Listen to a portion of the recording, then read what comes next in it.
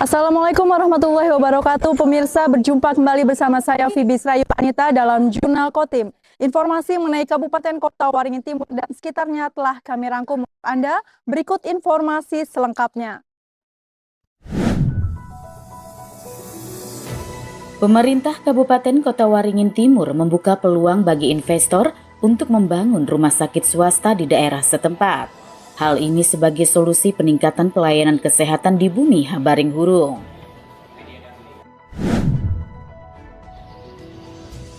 Harga daging ayam potong di Sampit, Kabupaten Kota Waringin Timur, anjlok hingga mencapai Rp26.000 per kilogram. Turunnya harga yang jauh dari harga normal ini disebabkan karena melimpahnya pasokan ayam potong.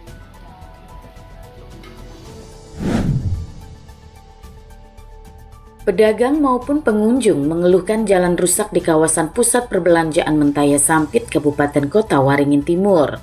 Kondisi jalan yang becek dan berlubang disebut membuat kondisi pasar tradisional tersebut sepi pengunjung. Persatuan Wartawan Indonesia Kabupaten Kota Waringin Timur akan menggelar pemilihan ketua periode 2025 hingga 2028. Sampai masa pendaftaran berakhir, terdapat 5 wartawan yang menyatakan kesiapannya ikut berkontestasi dalam pemilihan tersebut.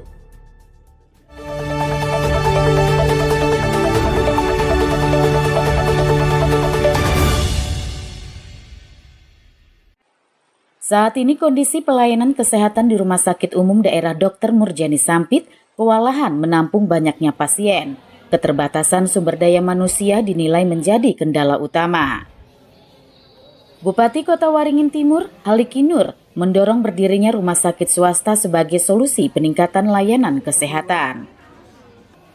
Apalagi, sudah ada investor yang menyatakan minat untuk membangun rumah sakit, namun masih terkendala kesulitan lahan dan daya tarik pasar. Saat ini pemerintah Kota Waringin Timur menjalankan program Universal Health Coverage atau UHC yang terintegrasi dengan Jaminan Kesehatan Nasional BPJS Kesehatan. Lebih dari 50 miliar rupiah dianggarkan setiap tahunnya untuk membiayai program itu. Hal tersebut justru berdampak pada minat investor untuk membuka rumah sakit swasta, karena hampir seluruh masyarakat ditanggung oleh pemerintah, sehingga program UHC akan dievaluasi. Memang saat ini makanya saya terbuka untuk investor kalau ada yang mau membangun rumah sakit. Karena memang kemampuan rumah sakit kita dengan daya tampung pasien itu tidak sesuai. Kita satu-satunya ada rumah sakit di sini. Rumah sakit Islam yang Haji Nurhim, betul saya kenal baik, yang di Banjarmasin, Sultan Agung, itu ada ke sini juga. Cuma tanah belum ada yang cocok. Memang mereka itu sedikit melihat pasar-pasarnya dulu, karena kita nih wati masalahnya. Semua itu ditanggung oleh pemerintah, jadi mereka kalau buka swasta, paling yang sedikit yang sayang orang yang walaupun dia BPJS tapi dia punya kemampuan, ingin di pelayanan di swasta kan lebih baru. Makanya akan saya tinjau juga wati itu nanti. Kalau begitu susah nanti, orang nggak akan masuk karena semua ditanggung oleh BPJS. Itu, jadi jangan salah Mila, kenapa Kotim tidak masuk?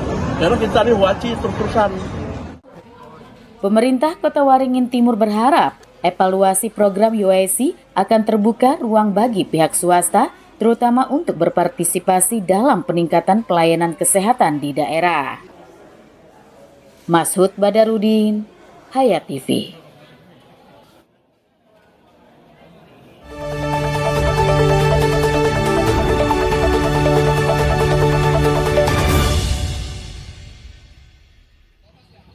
Sudah lebih dari sepekan terakhir, daging ayam potong di Sampit, Kabupaten Kota Waringin Timur mengalami penurunan harga yang signifikan.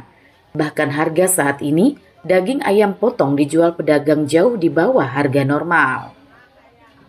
Seperti yang terjadi di Pasar Ikan Mentaya yang ada di kawasan pusat perbelanjaan Mentaya Sampit. Di pasar tersebut, pedagang kini menjual daging ayam potong dengan harga Rp26.000 per kilogram. Turunnya harga terjadi secara bertahap. Sebelumnya pada momen Lebaran Idul Fitri, daging ayam potong sempat menyentuh angka Rp45.000 per kilogram. Sedangkan harga normal daging ayam potong di Sampit adalah sekitar Rp35.000 per kilogram. Menurut pedagang, anjloknya harga daging ayam potong saat ini salah satunya disebabkan karena melimpahnya pasokan. Daging ayam potong yang dijual di Sampit umumnya didatangkan dari wilayah Kalimantan Selatan. Harga sekarang untuk sekarang lah 26, 28, bersihnya kadang 29. Hari raya itu 45, hari raya kedua 45, ketiga 45 masih. Nah, Mulai hari raya berapa? seminggu mungkin. Iya, seminggu setelah Lebaran. Turunnya itu secara Bertahap. Dari 1.000, 2.000, 3.000 sampai sekarang. kalau untuk normalnya harga ayam Kalau normal itu sekitaran mungkin 35, 37, 38 itu normal lah. Untuk informasi mungkin kelebihan pasokan atau stok berlimpah, kami menganggapnya banjir lah gitu loh, banjir ayam. Pedagang belum bisa memperkirakan seperti apa kondisi harga daging ayam potong ke depan. Jika pasokan ayam potong masih tinggi, maka bisa jadi jatuhnya harga daging ayam potong masih terus terjadi. Mashud Badarudin, Hayat TV.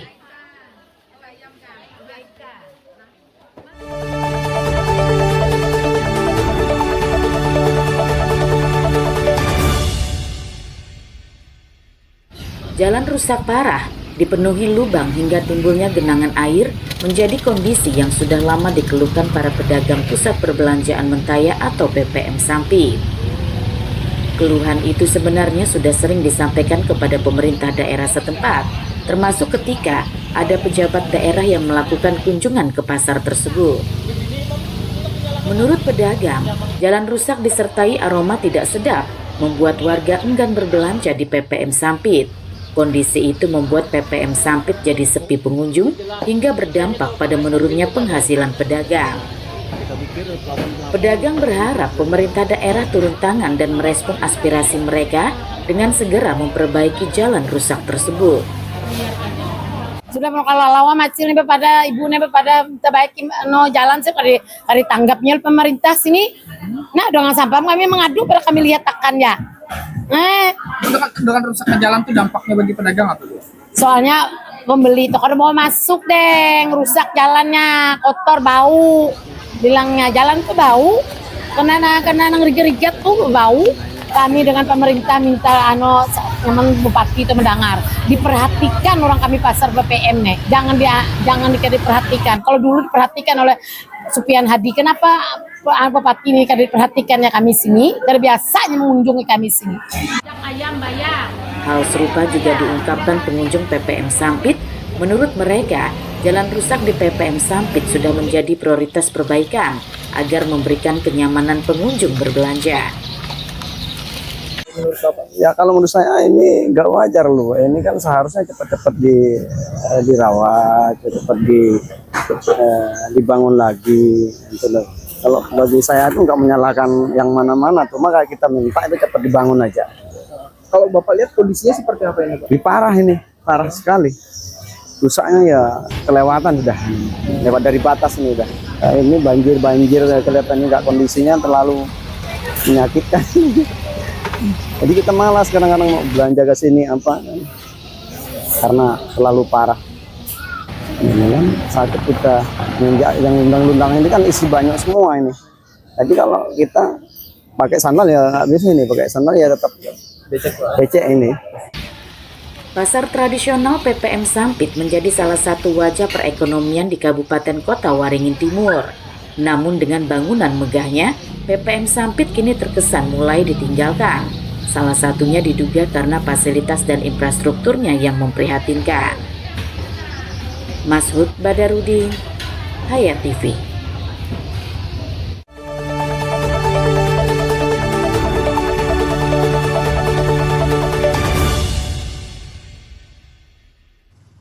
Dalam waktu dekat, Persatuan Wartawan Indonesia atau PWI Kabupaten Kota Waringin Timur akan menggelar konferensi.